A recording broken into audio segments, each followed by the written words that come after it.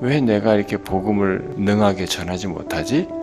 왜 나는 말씀을 전하는데 확신과 성령의 나타남 속에서 전하는 것 같은 그런 말씀 증거를 하지 못할까? 왜 회심과 사람들의 하나님께로 향하게 되는 이런 일이 생기지 않을까? 생각을 해봐야 되는 거예요. 내가 아무리 불붙고 복음이다, 이게 메시아가 살아났다라는 지식을 갖고 있어도 내가 그 지식을 전달하는 것으로 된다라고 생각하면 안 되는 거예요. 그 주님이 기다리라는 거예요. 그 성령이 부어주시잖아요. 그러고 나서 오순절 설교를 하는 거 아니에요. 거기서 3,000명이 회개하는 거예요. 그때 자기가 알고 있었던 이 메시아가 개인적 수준을 넘어서는 거예요. 주와 그리스도가 되셨다. 이 세상의 구원주이신 거죠. 모두가 들어야 주이신 거예요. 전할 복음이 달라진 거예요.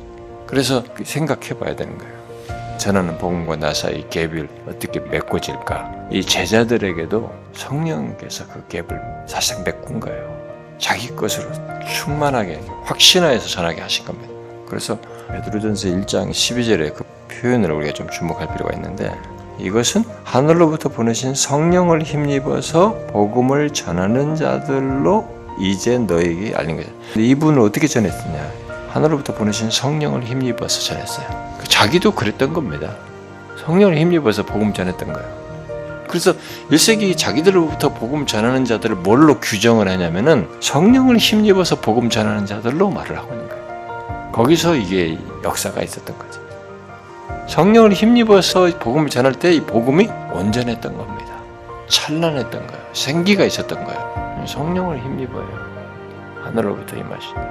그러면 우리들의 설교자로서 이런 고민을 두 가지가 연결해서 하면 좋을 것 같은데, 먼저 이 사도들도 예수 그리스도가 메시아다라는 걸 머릿속에 지식이 있어도 주는 그리스도 살아계신 하나님의 아들입니다. 고백을 하잖아요. 고백을 하는데 이 복음이 세상에 놀랄 필요로 하는 모든 사람이 들어야 할 복음이다라고 하는 로존스의 표현으로 말하면 내재된 경의를 진짜 본인이 알아야 돼요. 나에게 먼저 복음이 돼야 되는 거예요. 그게 나는 선명해야 된다. 그리고 이 복음이 나를 통해서 생기 있게 전할 수 있는 능력 있게 전하는 복음과 나 사이의 갭이 발견되지 않는 그런 힘있게 전하게 하는 실제적인 장본인이죠. 그걸 가능하게 하시는 성령을 힘입어야 되는 거예요. 그래서 이 갭에 대한 갈증이 있고 목마름이 있는 사람이라면 우리가 이 부분은 말씀을 한번 전해도 바울이 읽은 내용 속에는 너희 가운데 약하고 두려워 심히 떨었다 이렇게 했는데, 근데 이것을 어떻게 해결하느냐. 사람을 보면은 이 환경에서 이걸 감당하려고 하면, 또 이걸 부딪혀서 하려고 하면 약하고 떨죠. 사실은요. 여러분들이 벌써 그런 고백을 하잖아요. 내가 성경에서 배운 걸 말한다면은 피나그 지식을 가지고 나열한다고 하면 떨 것도 없어요. 청산유수처럼 할 수 있습니다. 그런데 나를 통해서 복음을 모르는 사람들이에요. 오히려 무시하는 사람이잖아요. 전도에 미련한 곳에 이렇게 미련하게 취급하는 사람들에게, 근데 그런 사람들이 복음을 들어야 돼. 근데 예수를 믿어야 돼. 이런 걸 생각하면 약하고 두렵고 떨 수밖에 없잖아요, 우리가. 그리고 우리처럼 이제 회중 앞에서 몇백 명이든 몇 명이든 이 사람들 앞에서 이들이 복음을 듣고 변화될 걸 생각하면은, 진정한 역사가 일어날 걸 생각하면은 나는 너무 무기력하다. 내가 설교 지금 몇 번 했고 심지어 몇 년 했다. 근데 그런 일이 일어나지 않는다.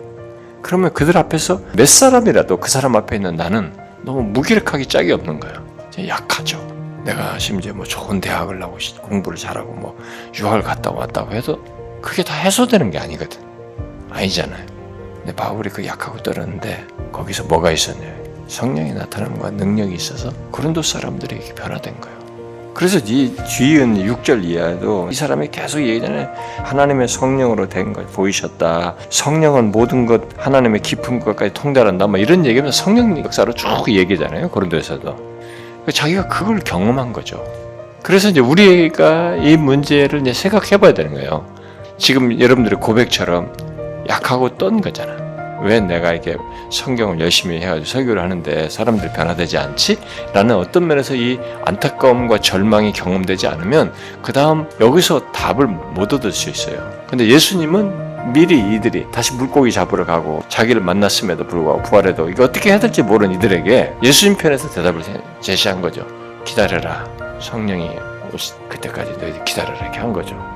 그러니까 우리는 이 절망을 가지고 기다리라고 제자들에게 말한 것 같아. 이 성령께서 나에게 내가 알고 있는 성령, 성령은 항상 우리 안에 내재하신다.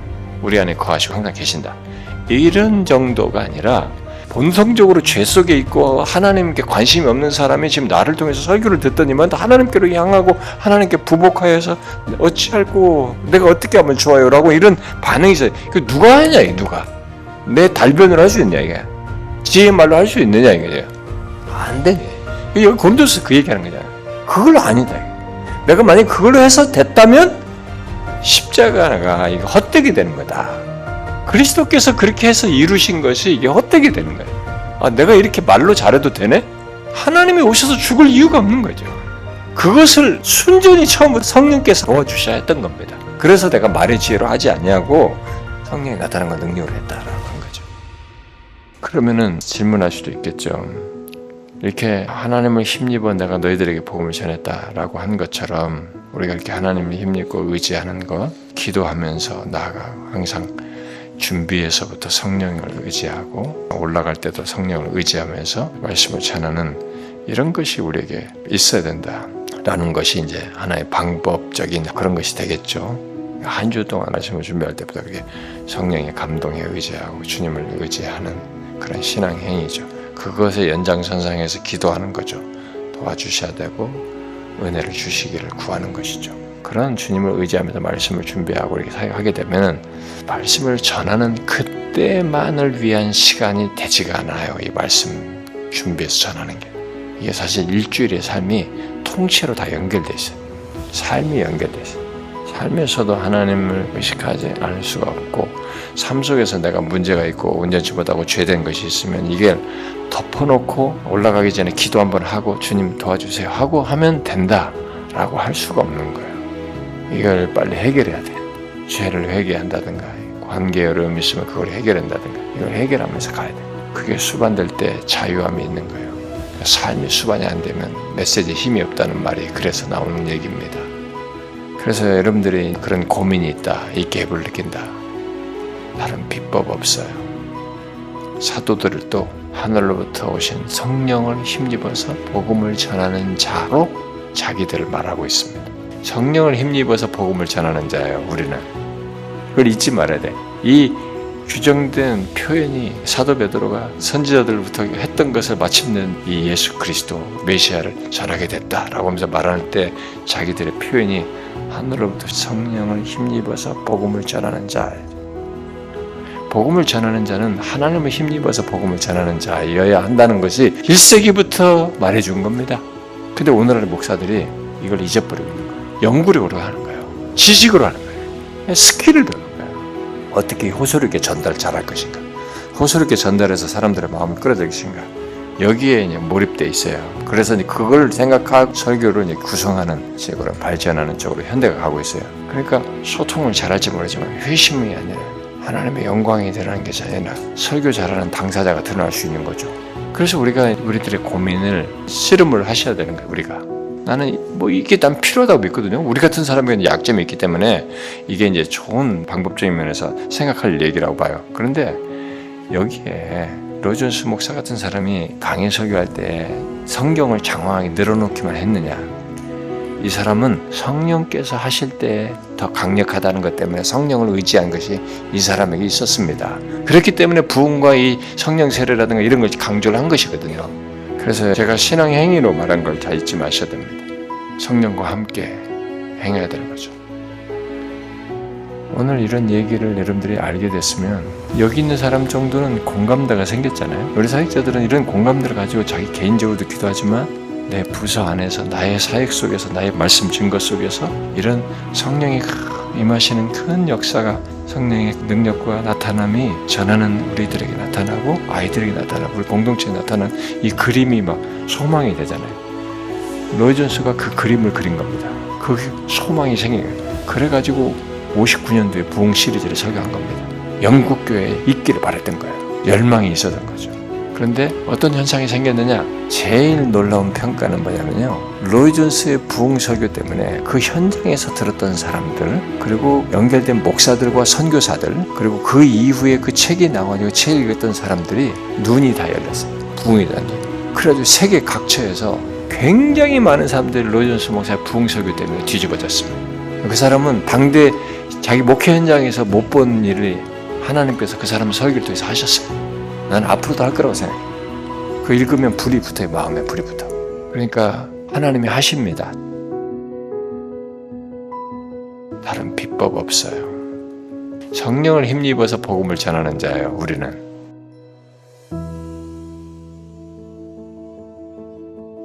목회 속에는 분명 양들을 돌보는 다양한 일들이 있습니다. 그러나 그 가운데 가장 중요한 일은 양들을 말씀으로 먹이는 것이에요. 우리들이 아무리 다른 것을 잘해도 말씀으로 하나님의 양물을 채워주지 않는다면 그들은 꼴을 먹지 못한 양들과 같아서 굶주리는 상태에 있게 됩니다. 결국 그 목사는 하나님의 양물, 내 양이면 좀 굶주리겠다면 괜찮아요. 근데 하나님의 양물을 굶주리게 한 목자가 되는 거예요. 그런 맥락에서 우리가 질문을 해봐야 되는 겁니다.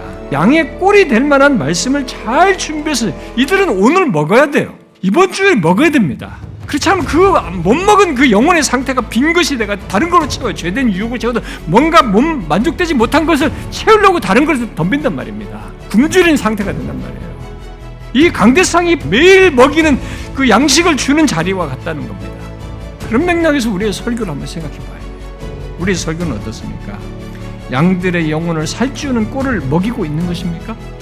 그리하여서 영혼들이 그리스도 안에 있는 자신들의 이 복됨을 보고 매일 먹이는 그 꼴을 볼 때마다 자신이 얼마나 복된 자인지, 자기가 그리스도 안에서 얼마나 큰 은혜를 입은 자인지 이런 것을 알고 그것을 해서 온전하게 되고 풍성해져서 봉사일을 하고 그리스도의 장성한 분량까지 자라나는 이런 역사가 있느냐는 거죠.